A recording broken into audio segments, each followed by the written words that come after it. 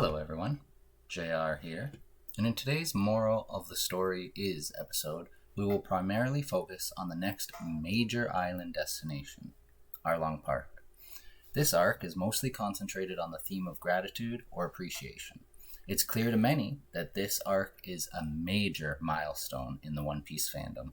It's often said that if you don't start One Piece and like it by Arlong Park, then it may not be the series for you. Now, of course, that may not be the exact case for you, since your nautical mileage may vary. Different voyages for different pirates. From Latin, nauticus, pertaining to ships or sailors. From Greek, nautikos, seafaring or naval.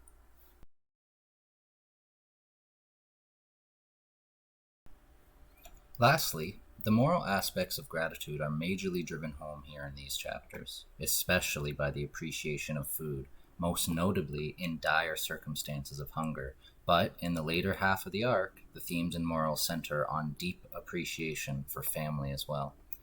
Found family is a trope explored in not just this episode, but beyond the horizon as well. Now let's move on to the next major plot point on the road, water, to Arlong Park. I have to express my utmost gratitude to Eiichiro Oda for his wonderful story that has impacted my life and my love of life so immensely. Regardless of the tears of sorrow he's made me, and likely us all, shed. I thank him for his creation, and you for watching so sincerely. All of Oda's hard work and dedication to his story has been quite the ride for all of us reading along. One Piece is truly an astounding story of freedom. It can easily be considered his magnum opus, which is Latin for great work. After Usopp joins the crew, to quite comedic effect, as he thinks he'll be the captain, but is quickly shut down by Luffy, the crew embarks for their next destination along the path to the Grand Line. The Grand Line's considered much too dangerous for pirates and sailors alike, who are not ready and willing to risk their lives for their cause, or dreams, if they have any. Thankfully, Luffy and Usopp included are ready to risk it all for their dreams, an overarching theme throughout One Piece as well as other manga.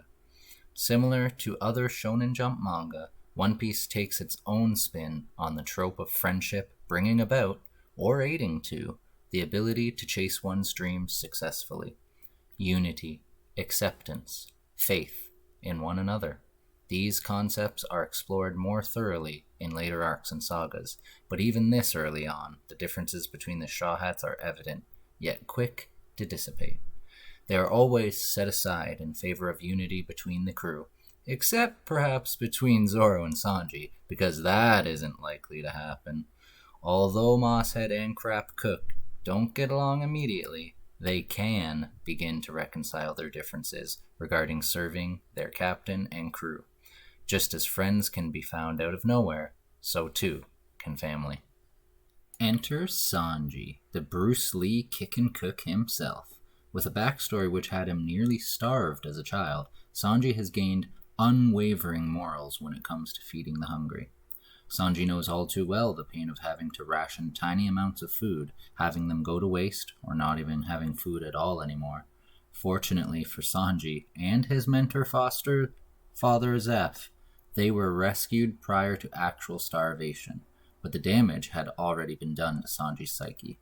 He was no longer going to stand for people hungry in his vicinity, as he pledged to work and feed anyone at Zeph's soon-to-be seafaring restaurant, the Baratier. Upon meeting one another at the Baratier, Luffy was immediately drawn to Sanji for his kindness he'd shown towards a random pirate named Jin, who showed up to the restaurant with no money and on death's door due to hunger.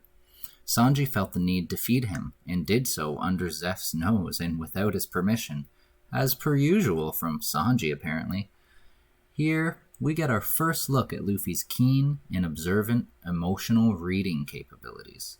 With great optimism upon witnessing Sanji's delicious gourmet gift to Jin, Luffy eagerly asks Sanji to join his crew. To Luffy's dismay, he says no. This gives us our first insight into not only Sanji's absolute determinism to provide for those who are hungry, regardless of their creed, race, status, morals, or wealth, but it also shows us how much Sanji is willing to give up for his own foster father, including abandoning his own dream to find the All Blue, an alleged sea where all different fish roam free from the 4 seas of the world. Zeph, who used to be a pirate himself, was a man who quite literally saved Sanji's life on multiple occasions. Zeph also had a dream regarding the All Blue, which is why he decided to take Sanji under his wing.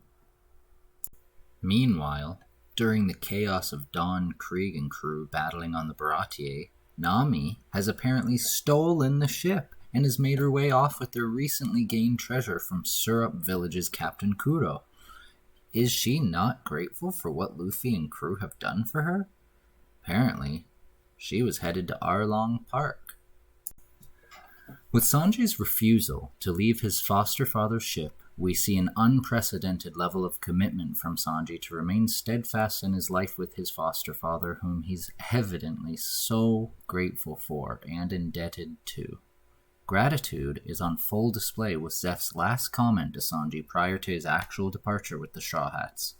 Keep your feet dry, which causes Sanji to burst into tears, bowing down to Zeph, thanking him profusely.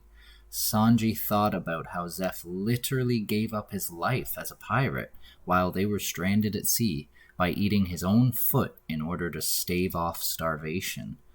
Zeph allowed Sanji to take the entirety of the available food rations. The immense gratitude Sanji feels towards Zeph is shown here, and will prove to be a strong memory for the both of them to hold on to. This leaves Sanji in tears as he sorrowfully waves goodbye to the Baratier, with new crew in tow, to chase after Nami. Onward to Nami's location now. Having lost her family in a battle as a baby, Nami had only ever known her found foster family. Her slightly older foster sister, Nojiko, who found Nami in a battlefield as a young baby, and their foster mother, Bellamere, who was a sailor and marine in the Navy, were the only ones to take it upon themselves to help Nami in her early life. After the battle, Bellamere took both girls in and decided to leave the Navy to raise the 2 girls. From here on, we have an informative introduction to the people of Nami's hometown of Cocoa Village, as well as a look at the neighboring but completely devastated Gosa Village. Finally, there's Arlong Park, the looming, affluent tower of the Arlong pirates, juxtaposed to the tattered and ruined remains of the neighboring Gosa Village. Inside this supposed park is Nami's worst nightmare, where we learn she's forced to work day and night drawing maps for Arlong's pirates. It turns out, ever since Nami was young, she's had a knack for cartography, from French cartographie, meaning the making of charts or maps. We're brought up to speed in terms of why Nami has been stealing from pirates in the first place. She's been trying to buy her and her village's way out of serfdom, extortion, and slavery from Arlong. And after angrily telling Luffy to leave multiple times, when Nami finally feels cornered enough to finally ask for Luffy's help, she receives, in quite literal shock, Luffy's treasured straw hat placed on her head for safekeeping. With a resounding reply, Luffy tells her, "Of course I will!" Nami's officially told she's the Straw Hat crew's navigator. Upon hearing this, the crew gathers together and commences their epic walk to Arlong Park. The aforementioned scene where Luffy allows Nami to wear and take care of his hat for him, which Nami knows to be the treasure Luffy holds dearest to his heart, illustrates to us that there's a certain power in requiring the help of someone who can do something that you cannot. Nami needed someone stronger than her, someone capable of helping her in her situation, which she felt helpless in. Luffy needs Nami, quite literally, to get around the world. Otherwise, he'd be just as helpless and lost without her help. Friends and loved ones can grant this power of overcoming daunting and seemingly impossible odds.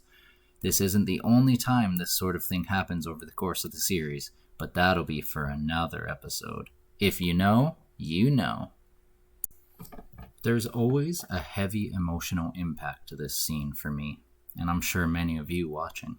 There's something about the flashbacks combined with Oda's amazing artwork of Nami's tearful request to Luffy.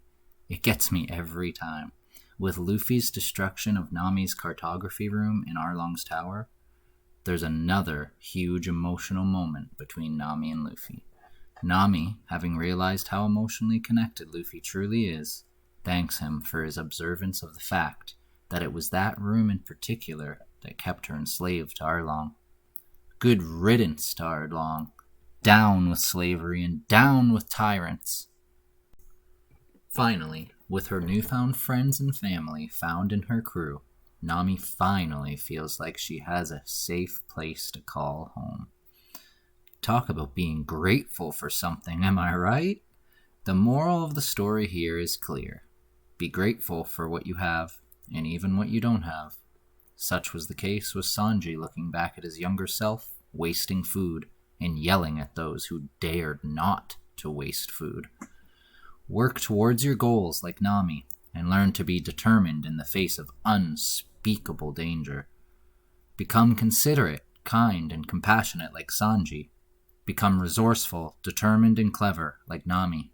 Even if it's tough, harsh, difficult, or seemingly impossible and dark, just remember it's likely only a tunnel, and don't forget to look towards the light. Thank you